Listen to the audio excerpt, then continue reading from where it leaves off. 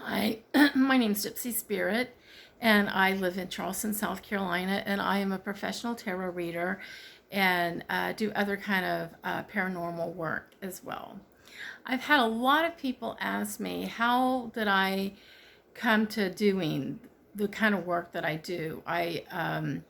Because I come from a very strong Christian background, and so from where I come from, the things that I do today, reading tarot cards and looking into past lives and being a medium for many people, that is taboo in the Christian world, as we all know.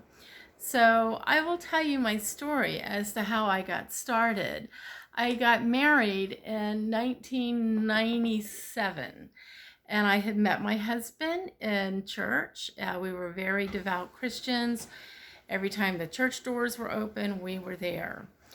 And we were married for 13 years. We had a son, and I had probably in 2005, I opened up my own vintage clothing store. I had gotten into selling vintage clothing online through eBay and opening up a store online and was very successful with that.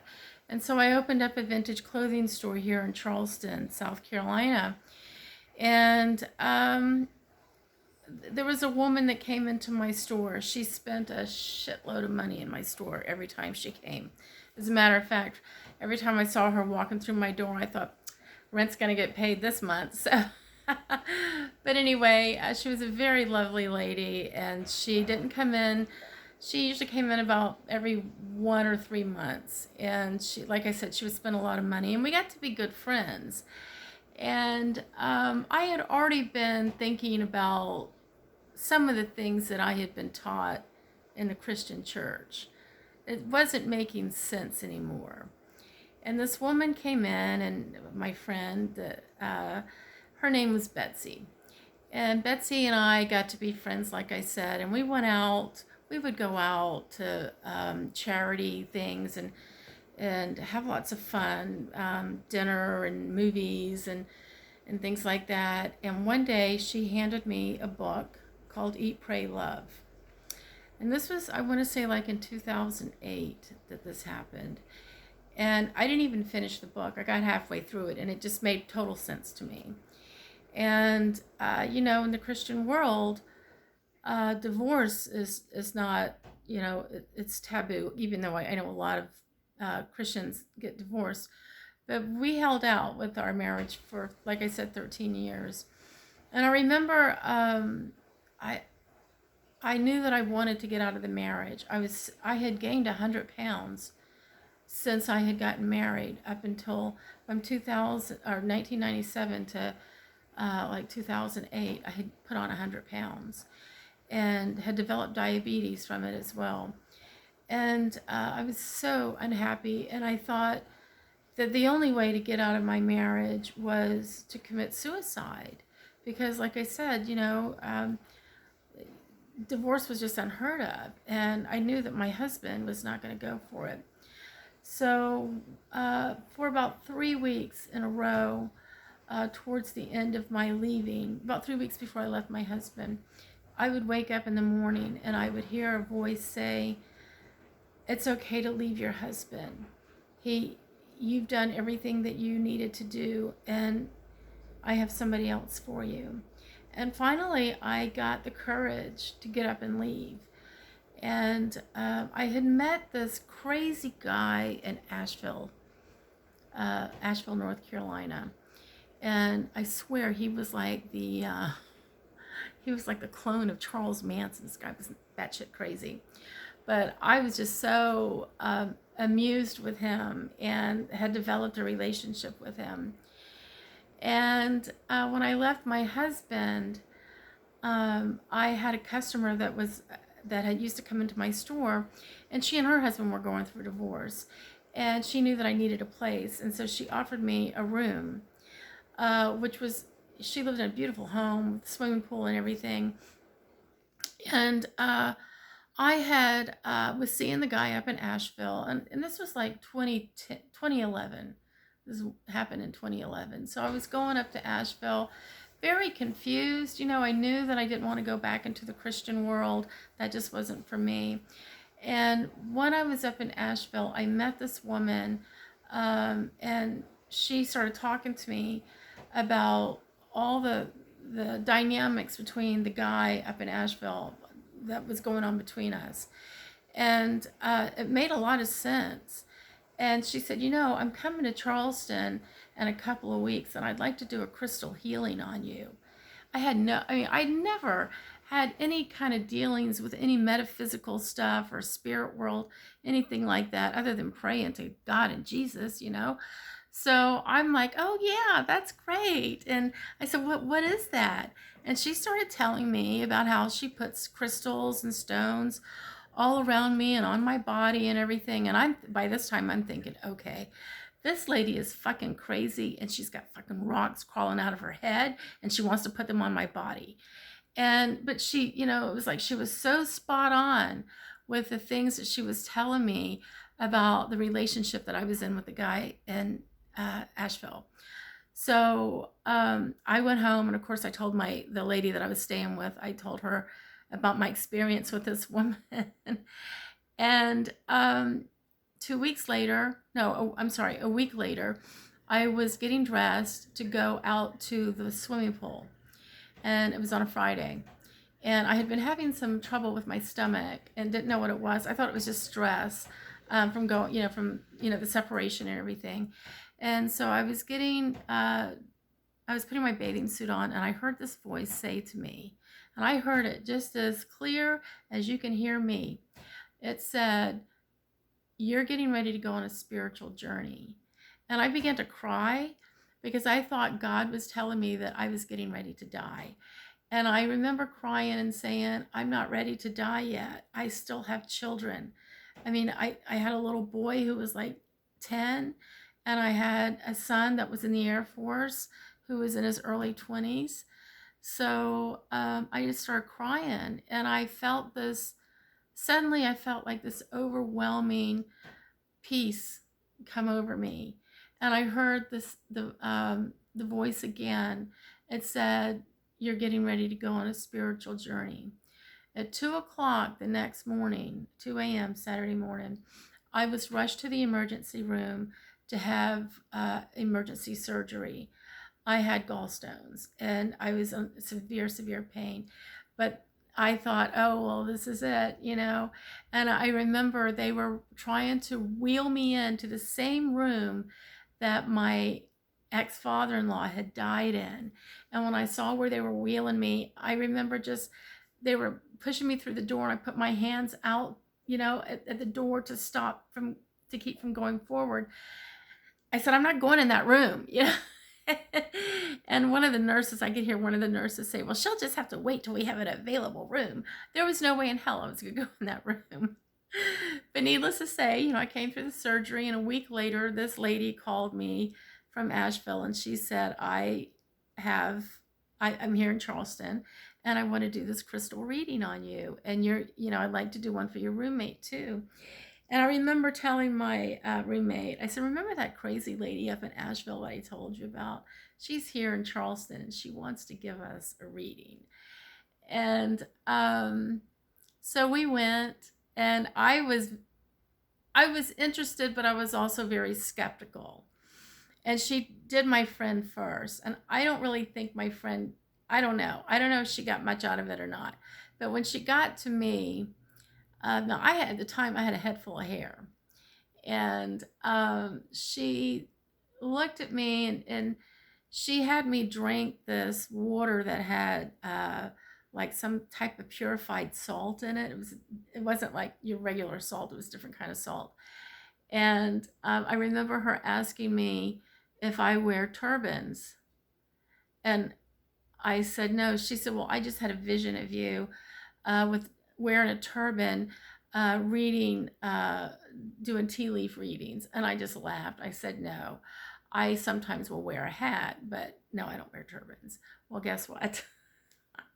My hair started falling out, I guess from the diabetes and stress and everything else. So I have very little hair. So now I wear turbans all the time. So, and I do read tea leaves, but I also read tarot cards. But anyway, she had like all these crystals. They were like it was this room, and there was like a pallet in the middle of the room, and all around the pallet were these crystals. There must have been 1,000 or so crystals, and I had to straddle these crystals and pick up the ones that I was interested in. And so I picked them up, did what she asked me to do, and she said a prayer over me, and then she had me lay on this pallet, and she said, "Now, I don't speak unless Spirit tells me to speak. What goes on between you and Spirit is between you and Spirit." And I'm thinking, okay, whatever. I didn't know what to expect. So I lay down, and the first thing that came to me, the moment she put a stone, I remember she put a stone right here. I don't know what kind of stone it was, but she put it right here on my third eye.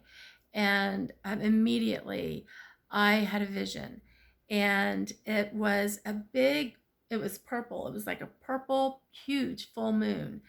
And there was a witch. You know how like you see photos of like a witch flying across a full moon, and you see the silhouette? There was a witch flying over this blue moon on a broom, on this purple moon, on a broomstick, and she had all the witch's garb, the hat, the long black dress, and everything. And I heard Spirit say to me, "That's what you are, but that's not what you are. That's how society sees you. But you're here to heal people and to help people." And it was just a really weird experience, because I can remember when I was married, when my husband and I were together, there were so many times we'd be sitting in the living room watching TV, and I would look over at him and I would think to myself, I know that there's something I'm supposed to be doing on this planet. I just don't know what it is, and whatever it is, it does not include that man. And so I opened my eyes, and by this time I was crying because I really felt like there was some truth to what was going on here. And she started talking to me. She started telling me about witches and the history of witches, and going back like 400 or 500 years, and why they got the bad rap that they did. And I remember thinking, how does she know that I was being told that I was born as a witch? And because that's what they told me. They said that the Spirit told me I was born as a witch, and I was here to help people.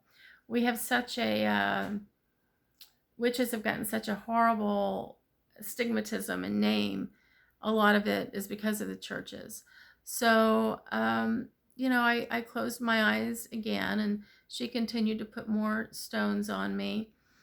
And this time I heard that I had been hiding behind Christianity and my husband for many, many years out of fear, and that I needed to come out of the closet as to who I was and what I'm here for. And that the guy up in Asheville that I was seeing, he was helping to pull me away from all of that, and that I would not be with him much longer, that there's somebody else that universe had for me. But the reason why the guy up in Asheville kept coming back was because he was well aware of my strength. And because we had a lot of off and on again kind of relationship. So I was like, okay. When I opened my eyes, this woman told me, she said, "You've been hiding behind your husband out of fear. Something happened to you in a past life where you were either burnt at the stake or hung, whatever, but something happened, and you've been hiding behind the church from fear. And this guy that you're seeing up in Asheville, he's helping to pull you away from all of that. But there's somebody that you're going to meet." And I was like, wow, how did she know all that? So that, and of course, after this experience, she did another reading on me as well. Like a week later, I went back and had another session with her, and it was pretty cool. But I remember, in my mind, I was thinking that I needed to learn how to cast spells and do all these things that, you know, witches supposedly do or whatever. And it wasn't, it really didn't turn out the way that it was, that I had imagined it to turn out. Uh, it's been a really long road, and very interesting learning experience for me. But yes, now I my practice is in reading tarot cards, and I'm very, very intuitive. And a lot of times I'll be reading tarot cards, and in the middle of a tarot reading, somebody from the other side has a message to give to the one that I'm reading for. So there's always a lot of interesting things going on, but I can say that my readings are always very encouraging and uplifting. So I think that tarot reading has really gotten a bad rap. Um, you know, people think that we're fortune tellers, you know, um, but we're really not. For me, I mean, I look at the cards and they tell a story, and then I wait for my higher divine to connect with the higher divine of the person that I'm reading for and pick up my information from that. Um, it really pisses me off when people will call me, because I have lots of phone calls. People will call me and they want to know, especially women do this, but they want to know if a guy that they broke up with like 2, 3 years ago, they want to know if they're thinking about them. And if they're thinking about them, what are they thinking? I'm not a fucking mind reader. You know? I mean, I'm just like, but that's what people, they have that thought that tarot readers can actually go there and think about, or pick up that kind of information from somebody that the woman hasn't seen for like 2 or 3 years. And I mean, I don't really care what he's thinking about, and I don't even want to go there. It's also very unethical, but anyway. So it's been, I would say, a good 10 years that I've been working and practicing tarot and past lives, and uh, doing mediumship and so many other things. And I know that universe has a whole lot more for gifts for me to unravel, but you know, in good time, in good time. So thank you for listening. I did this video because, like I said, I've had a lot of people ask me, well, how did you get into tarot reading? And just also to let you know that my grandmother, from my mother's side, was a tarot reader. And I honestly believe that that woman had gypsy blood in her, for other reasons. But she was a tarot reader, and she was very, very good at it. And she used a plain deck of cards. She didn't use the kind of cards that most of us tarot readers use today. And she was also very, very accurate. I can remember being 5 years old and living in this old house with her. And on a Saturday evening, after about 6 o'clock on a Saturday evening, there would be a lot of family and friends. And this is like back in 1965. The house would be full of family and friends, and they're all drinking and smoking. And my grandmother would be off in a corner reading tarot. And everybody was there just, you know, waiting to get their turn and reading tarot and having their tarot read with her. And so I honestly believe that a lot of the gifts are passed down. A lot of the spiritual gifts are passed down through our ancestors. And I believe that I got a lot of mine from my grandmother. My dad, who doesn't believe in any of this sort of stuff at all, he thinks it's all hocus pocus. He asked me one time, well, where do you think you learned? I mean, how did you get all that? Where does that all come from? And I explained to him that I got most of it from my grandmother, and then a lot of it, especially from the Christian world, from his mom, who is a devout Christian. I remember after realizing who I am and what I am and what I'm supposed to be doing, I was talking with a friend of mine one time, and I was so upset because I was crying and I said, I spent so much time in the church and I wasted all that time. And she said, no, you needed to be there because you needed to learn some things. And she was right. I needed to be able to learn and understand that side. And I will tell you that once I made, crossed over and stepped into my own power and my own truth, my entire life changed. It it got so much better. Everything became so vibrant, and as time went on, my gifts began to grow. So, and that can happen for you too. We all have special gifts. It's just a matter of us allowing ourselves and allowing our third eye to open, and for us to be open to receive those gifts. So, thank you for tuning in. Please visit me at my website. It's at www.gypsyspiritcharleston.com. It's also listed in the box below. Would love to hear from you, and thank you so much. And you have a beautiful and blessed day. Bye-bye.